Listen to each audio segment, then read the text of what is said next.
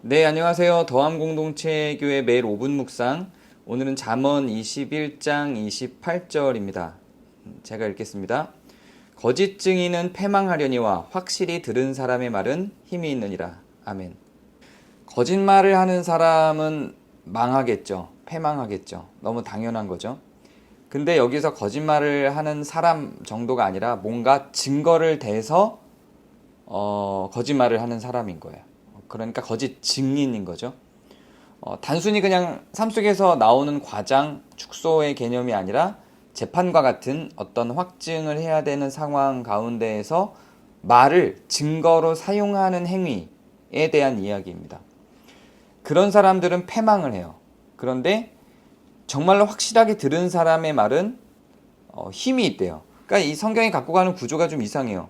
하나는 패망한다 그랬으면 다른 쪽에서는 성공한다 이렇게 나와야 되는데 그렇게 하지 않죠. 이쪽은 패망하는 거고 저쪽은 성공하는지 패망하는지 몰라요. 근데 힘이 있다고 합니다.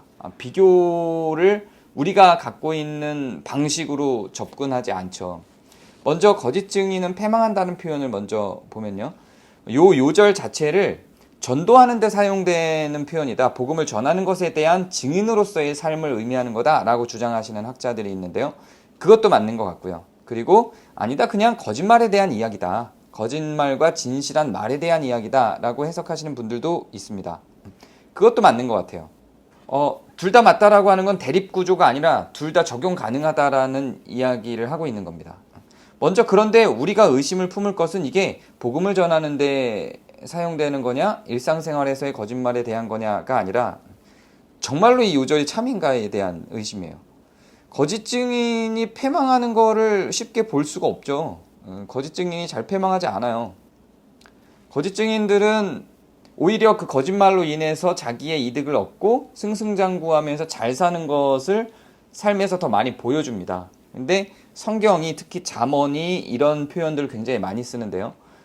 잠언이 이런 표현을 쓸 때는 두 가지 상황이라고 제가 앞에서 수차례 설명을 한 적이 있는데 중요한 잠언의 해석법 중에 하나이기 때문에 제가 다시 한번 정리를 해드리면 성경에서 특히 잠언에서 이야기하고 있는 이런 명제는 하나님 입장에서의 당연한 것을 선언할 때입니다. 천국에서 이루어질 어떤 명제인 거죠. 그리고 성도로서 이런 명제가 당연하고 자연스러운 나라를 구성하고 구축하기 위해서 힘써야 되는 당연성을 요청하는 부분이기도 합니다. 그러니까 거짓 증인은 패망하려니와 라고 하는 건 그것이 맞는 거란 얘기예요. 거짓 증인은 패망해야 된다는 거고요.